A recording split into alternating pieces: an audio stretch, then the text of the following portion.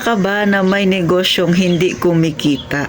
Naniniwala ka rin ba na kahit gaano pa kaliit ang puhunan mo, basta marunong kang humawak, kikita at kikita ka? Abay sa dalawang katanungan na yan, syempre meron kasagutan si Ate Tintin at yan nga ang imamarites ko sa inyo. Sorry.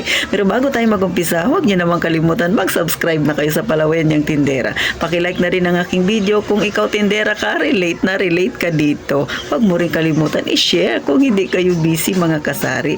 At eto na, umpisa na natin ang Real Talk at masaya nating chismis. Isang magandang araw mga kasari-sari. Kumusta kayo? Kumusta ang inyong tindahan? Pero bago tayo mag-umpisa, si Ate Tintin ay meron ng Facebook account. Pero dito mga kasari, ang aking ina-upload ay panay good vibes lang. Kaya sana samahan ninyo ako sa good vibes na yan mga kasari. Huwag niyong kalimutan dalawin ang aking Facebook account. So hanapin nyo lang Ate Tin. O, yan, hanapin nyo lang. Makikita nyo na yung pagmumukha ng Palawayan Niyang Tindera ninyo. So mga kasari, totoo nga ba na may negosyong hindi kumikita, nalulugi? Abay totoo. Kahit kayo mismo alam niyo yan. Pero minsan, depende rin yan kasi sa taong magtatayo ng negosyo.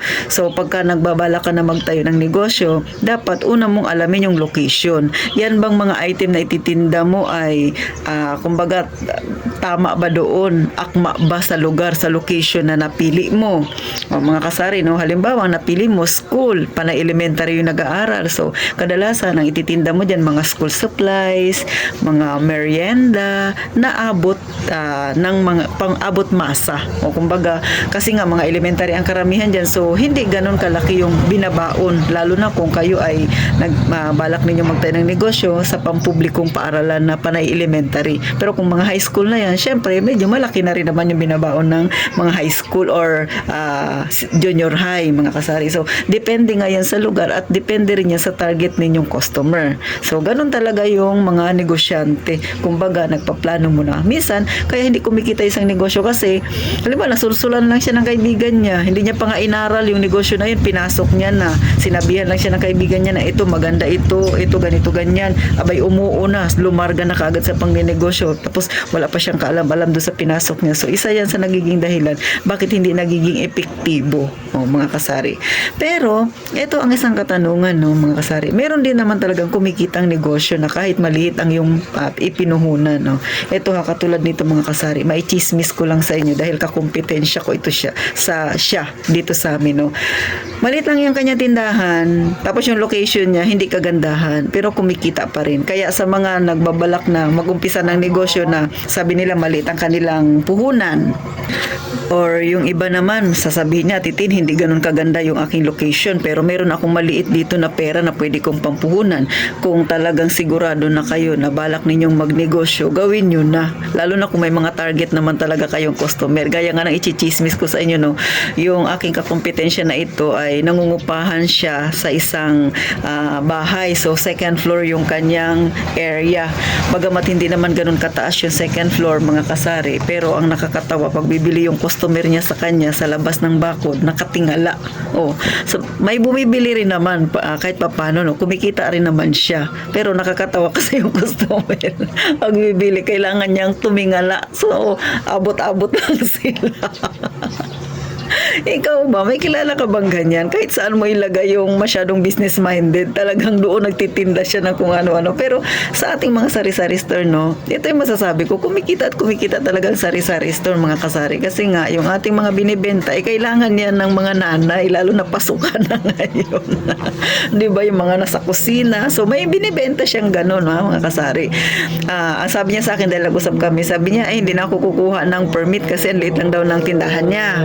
So, totoo naman na maliit yung tindahan niya. Pero wala na tayo doon. Ang pag-usapan natin, kahit saan ka ilagay, basta sari-sari store yung iyong negosyo, kikita ka. Kasi isipin niyo mga kasari, no, sabihin na natin na mayroon kang 5,000 na paumpisa sa pagsasari-sari store. Tapos nasa compound lang yung iyong bahay, doon ka mag-umpisa. Isipin mo na lang, kahit hindi pa ganun kalaki yung kikitain mo, maigi na yun na may kita ka. Kumpara sa yung pera mo, nakatenga lang, nakatago lang, di naman kikita kikita yung pera mo na 5,000. Kung ikumpara mo sa nag-umpisa ka ng negosyo, paunti-unti, lalaki rin yan. Sa totoo lang, no, marami nagko-comment sa akin na nung nakaraan nung nag-umpisa ako na nag-vlog, sabi nila, nag-umpisa lang sila sa 500, yung iba, 2,000, pero ngayon malaki na yung kanilang tindahan. Totoo naman, mga kasari, no, kung kayo, palakasan lang yan ng loob eh. Kung malakas ang loob ninyo, kasi ang pagninegosyo ay para ka talaga niya na nagsusugal. Pero nagsusugal ka kapag ka ikaw ay determinado, mananalo ka. Kaya yung sari-sari store, kahit saan mong ilagay yan na lupalop, na area, kikita at kikita yan. Gaya nga nasabi ko sa inyo, yung kakompetensya ko dito, sa second floor yung kanyang tindahan, pag nabili yung customer, nakatingala.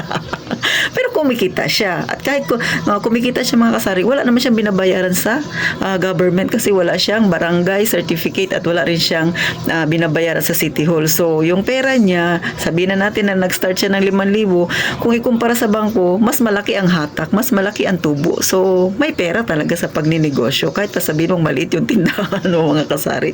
Eto ha, sinasabi ko to sa inyo, mga kasari, lalo na sa mga mag-uumpisa pa lang ng kanilang tindahan na nawawala na ng pag-asa, na sinasabi, Atitin, pangit yung area ko, konti lang yung mga tao, hindi maganda yung location.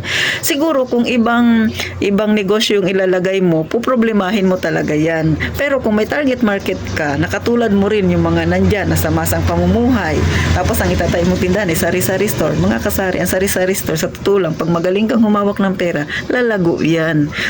Maglagay ka lang ng paninda na pa konti-konti. Siyempre, alam mo naman yung mga laging binibili dyan ng mga tao sa inyo. So, doon ka mag-focus. Paunti-unti, kikita at kikita yan, lalaki at lalaki yung pera mo, mga kasari.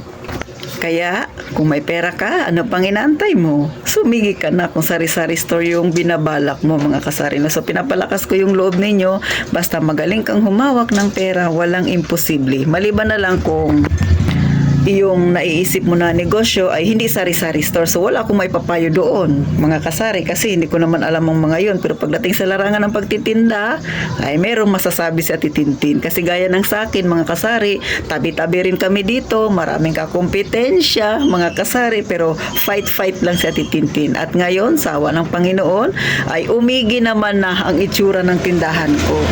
So, paano? Sana nakapag-inspired ako kahit papano, mga kasari. Tandaan ninyo, nasa mga kamay ninyo, mga tindero-tindera, ang ikalalago ng inyong munting negosyo. Hanggang dito na lang sa Titintin. Magkita tayo sa susunod na video ko. Sana wag nyo akong iiwan. At sana mag-subscribe na kayo, mga kasari. Please lang. At magkita tayo sa aking Facebook account, Atitin.